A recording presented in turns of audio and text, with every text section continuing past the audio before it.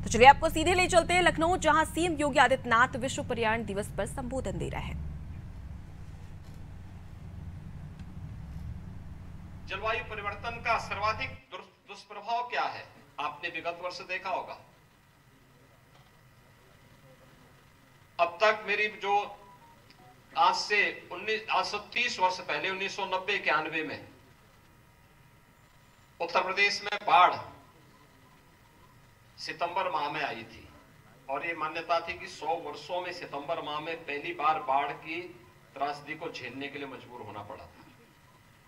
लेकिन गत वर्ष ये बाढ़ हर रिकॉर्ड को तोड़ते हुए अक्टूबर माह में आई। यानी जून में मानसून नहीं आया, जुलाई में नहीं आया, अगस्त में नहीं आया, सितंबर में भी ना के बराबर बारिश थी और अक्टूबर माह में इतनी अत्यधिक बारिश हुई, बाढ़ ही बाढ़, हर ओर बाढ़ थी। क्या पश्चिमी उत्तर प्रदेश में, क्या बुंदेलखंड में, क्या पूर्वी उत्तर प्रदेश में, क्या मध्य उत्तर प्रदेश में, हर ओर केवल बाढ़ ही बाढ़ थी। या तो कभी सूखा पड़ा है, कभी अतिवृष्टि के कारण फसलों को व्यापक नुकसान पहुंच पा रहा है। किसानों की आमदनी पर असर पड़ रहा है। दुनिया के सामने अन्न का संकट खड़ा होगा। आपने देखा होगा दिल्ली में नवंबर दिसंबर में उद्योग बंद करने पड़ते हैं क्योंकि स्मॉग के नाते लोगों को श्वास लेने में दिक्कत होने लगती है।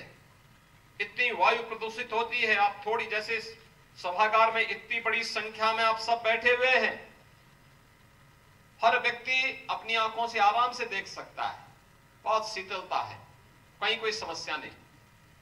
लेकिन जहां पर प्रदूषण एक लेवल से ज्यादा है, इतनी देर में लोगों की आंखों से पानी बह रहा होता, आंखों को बंद करने के लिए मजबूर होना पड़ता, श्वास लेने में दिक्कत होती,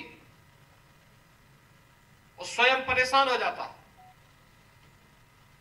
और यह स्थिति मैं विगत वर्ष स्वयं भी इस बात को देखा था। जब मैं